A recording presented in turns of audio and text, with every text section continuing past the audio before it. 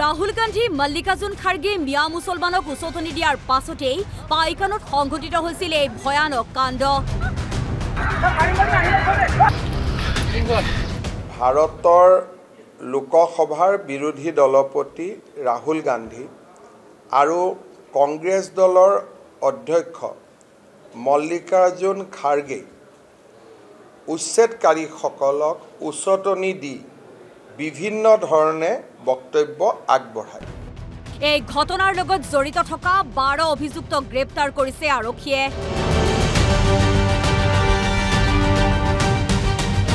ৰাহুল খাৰ্গেৰ উচতনিৰ পাছতেই বুধবাৰে নিশা পাইকানলৈ গৈছিল জেপিচিৰ 2জন সদস্য। আৰু যোৱা নিশাই কংগ্ৰেছ দলৰ নৱনিৰ্বাচিত জিলা পৰিষদৰ সদস্য 2জন ৰাতিয়ে পাইকানলৈকে যায়। আৰু বৃহস্পতিবাৰে পৰিকল্পনা অনুসৰি বন বিভাগ আৰক্ষীৰ ওপৰত জপিয়াই পৰিছিল উচ্ছেদিত মিয়া মুছলমান। এই ঘটনাক লৈ বিস্ফোৰক মন্তব্য কৰিছে মুখ্যমন্ত্ৰী ডক্টৰ হিমন্ত বিশ্ব শৰ্মাই। আমি তাৰ কেছ এটাও ইতিমধ্যে ৰেজিষ্টাৰ কৰিছোঁ আৰু যিসকলে উচতনি দিছিলে প্ৰত্যক্ষ আৰু পৰোক্ষভাৱে তেওঁলোকৰ বিৰুদ্ধে আমি গোচৰ পঞ্জীভুক্ত কৰিম।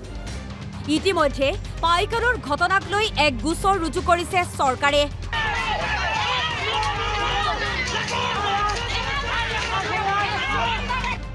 প্ৰয়োজন হলে সোধা পোছা কৰিব ৰাহুল গান্ধী আৰু মল্লিকাৰ্জুন খাৰ্গে। পাইকানৰ ঘটনাৰ পাছতেই জাঙুৰ খাই উঠিছে অসমীয়া পৰিষদ। উচ্ছেদৰ নামত মুখ্যমন্ত্ৰীয়ে নিৰীহক হত্যা কৰাৰ অভিযোগ আনিছে মিয়া পৰিষদে। এনে বৰ্বৰ কাণ্ডৰ পৰা বিৰত থাকিবলৈ আহ্বান জনাইছে মিয়া পৰিষদে। গোৱালপাৰাৰ পাইকানত উচ্ছেদৰ নামত হিমন্ত বিশ্ব শৰ্মা চৰকাৰৰ প্ৰশাসনে যি বৰ্বৰ হত্যাকাণ্ড সংঘটিত কৰিলে, এই কাণ্ডক আমি অসমীয়া পৰিষদে তীব্ৰ বিৰোধিতা কৰিছোঁ আৰু ধিক্কাৰ দিছোঁ যে মাননীয় মুখ্যমন্ত্ৰী মহোদয়, আপুনি আৰু এই নিৰীহ জনতাক উচ্ছেদৰ নামত হত্যাকাণ্ড সংঘটিত নকৰিব। কিন্তু পাইকানলৈ আৰু কোনো ঘূৰি অহাৰ সাহস নকৰে। গৰুখুটি, পাইকান, বুঢ়াপাহাৰ চিল কৰি দিছে চৰকাৰে।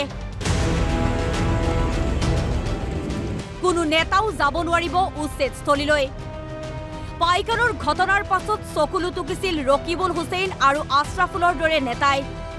কিন্তু এতিয়াৰ পৰা নোৱাৰিব বুলি ক'লে মুখ্যমন্ত্ৰীগৰাকীয়ে। বেলেগ জেগাত নতুন হ'ব পাৰে, কিন্তু পাইকান, গৰুখুটি, বুঢ়াপাহাৰ এইবোৰ চিল হৈ গ'ল। এটা দিন থাকে, তাৰ পিছত এইটো নাহে আৰু। কাৰণ আজিৰ পৰাতো কোনোবাই সোমালে ফৰেষ্টত উইদাউট পাৰ্মিশ্যন সোমাব নোৱাৰে। গতিকে আজিৰ পৰা নেতা বা কোনোটো সোমাব আমি অনুমতি নিদিওঁ। মুঠৰ ওপৰত একাংশ নেতাৰ মিয়াৰ প্ৰতি থকা দৰদে ভাবুকি আনিছে জাতি মাটি ভেটিলৈ। Bureau report, NB news.